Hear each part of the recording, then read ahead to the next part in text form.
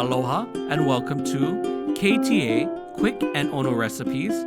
I'm Chef Grant Sato, and today I'll be preparing for you barbecue garlic chili shrimp.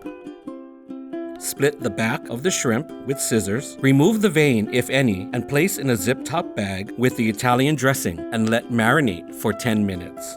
Take the shrimp out of the bag and skewer 3 pieces of shrimp on a water-soaked bamboo skewer. 9 pieces of shrimp will yield 3 skewers. In a small bowl, place the chili sauce, garlic, honey, oyster sauce, Chinese garlic chili sauce, and mix well. Place the shrimp on a barbecue grill and brush generously with the garlic chili sauce. Grill for 1 minute.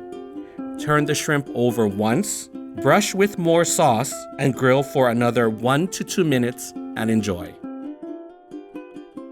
For this recipe and more, please visit ktasuperstores.com/recipes.